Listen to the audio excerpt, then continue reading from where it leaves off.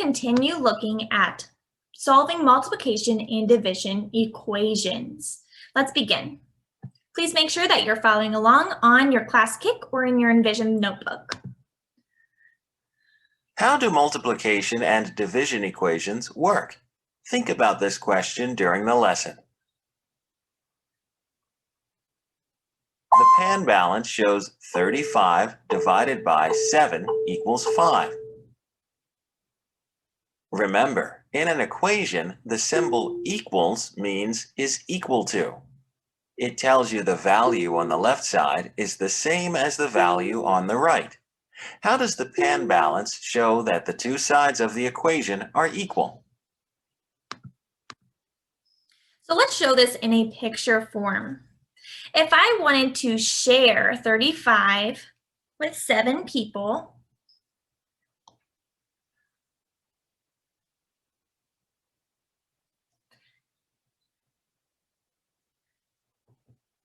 if I wanted to share 35 with 7 people, and you can write this out on yours, I'm going to draw 7 people, and each person would get 5 because I know 5 times 7 equals 35. That's how I know my other factor. I also see it right here. Each group has 5, and I'm looking at one group right here. And that would be the same as one group of 5.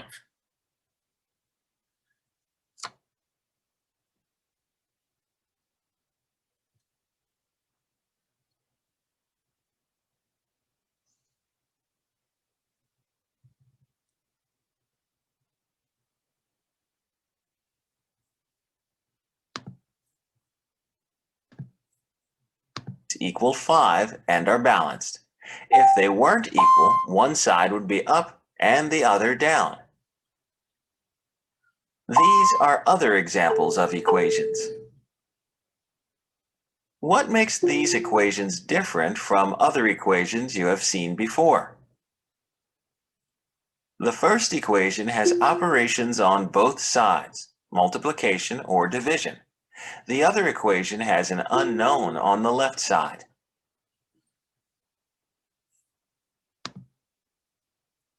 Let's find the equations to balance the scale.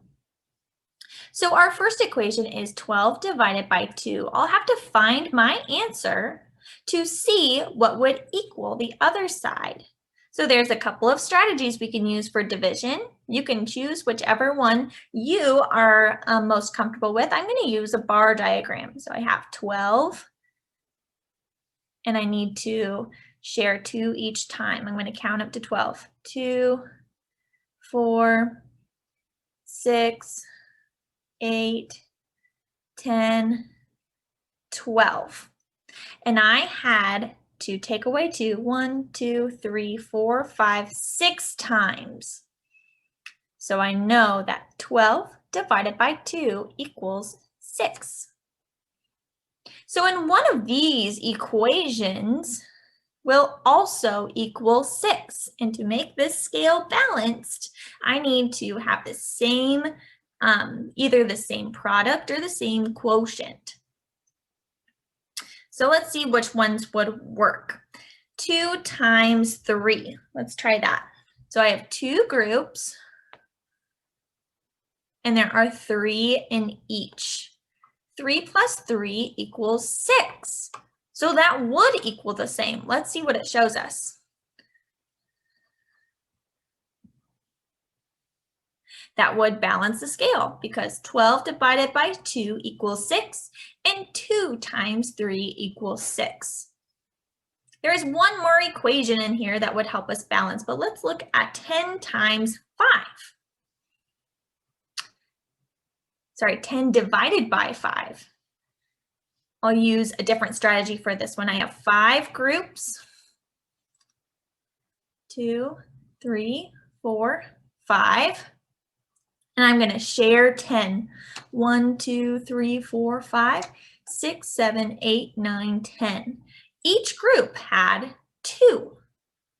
So would 2 and 6 make the scale balanced? Does 6 equal 2? No, that would not balance the scale. So it could not be 10 divided by 5. 4 times 4. I'm going to use the strategy of repeated addition for 4 times 4. I know 4 plus 4 is 8. 4 plus 4 is 8. And here's another double. 8 plus 8 is 16.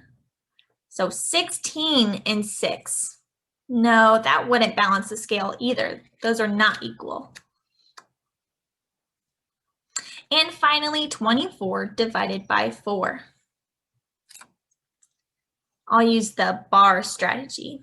So I have 24, and I'm taking away 4 each time. 4 plus 4 is 8, plus 4 is 12, plus 4 is 16, plus 4 is 20, plus 4 is 24.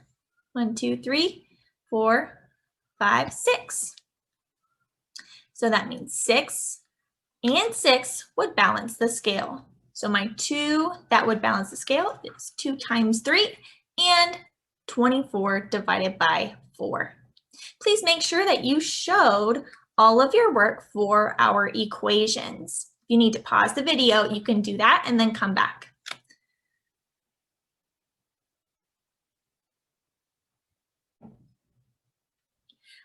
Let's look at this word problem. Frank has some tubes of tennis balls. Each tube has 4 tennis balls. Frank has 8 tennis balls in all. How many tubes of tennis balls does he have? So let's pull out the key words first. First, we know that we have our total in all. That is 8 tennis balls. We know our total is going to be 8. We also know that we have the key word each, which means that we are going to multiply or divide.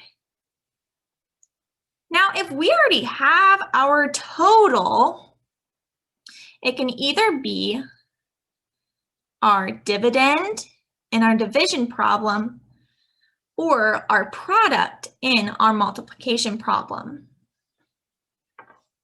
Our other number for tennis balls would be a factor or the divisor. So the only one we can figure out is 8 divided by 4. We can also solve this by using pictures.